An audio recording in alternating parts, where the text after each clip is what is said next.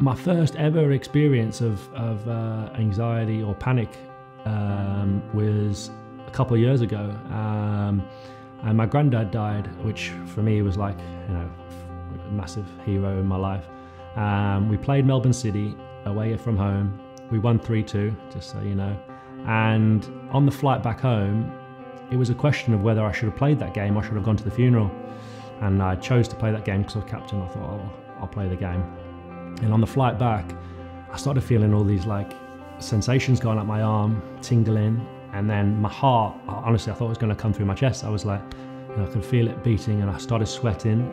So I told the physio, who told the crew members, and then luckily there was a cardiologist on board who checked me over and was like, you're not having a heart attack, like, just relax.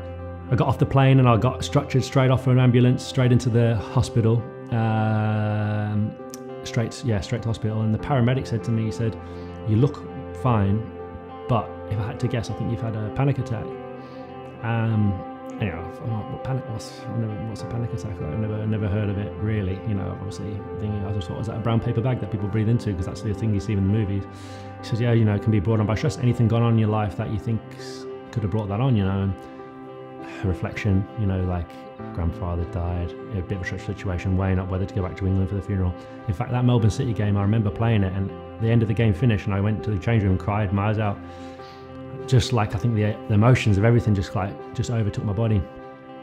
And so that was my first real experience of panic attack. And then from that, it kind of just started to spiral into, you know, it kept coming really.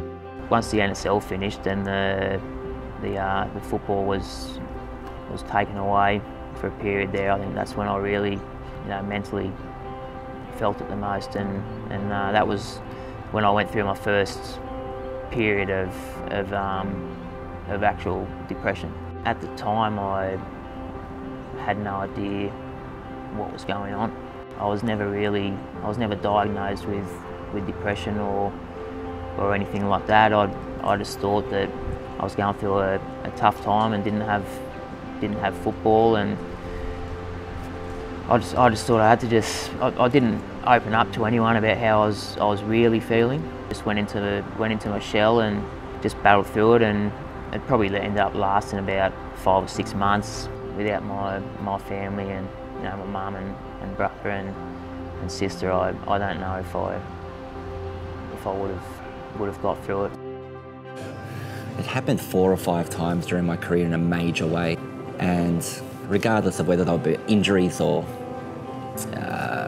disappointments, you know, not being selected for certain teams or not being given the contracts that you were expected to be given, or seeing promises that weren't honoured, and the isolation and the injuries that I suffered during those moments definitely brought on the depression at times.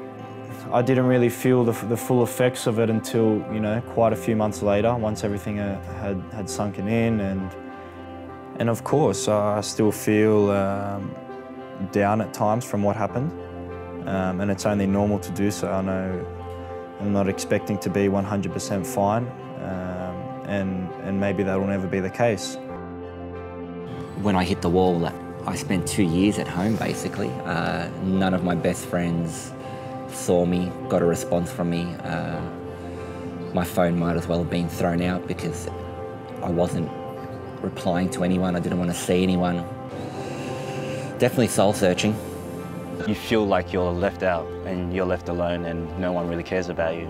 And I don't think it's intentional for it to be like that, but it just feels like that. You know, you have all your aspirations and your hopes and dreams as a young child, and, you know, I was pretty fortunate to be able to achieve most of those, if not all of them. You know, play at the highest level in my country, represent my country, win championships. But the reality is that, you know, when you're reading that fairy tale, that story, they don't give you the real ending, which is what happens after that. You know, and I think that's the biggest shock of being a professional athlete. And for the first few months, it was like, I was getting up in the morning, showering, getting dressed, and I had nowhere to go. I had nothing to do, and I was like, I was a bit lost for a while.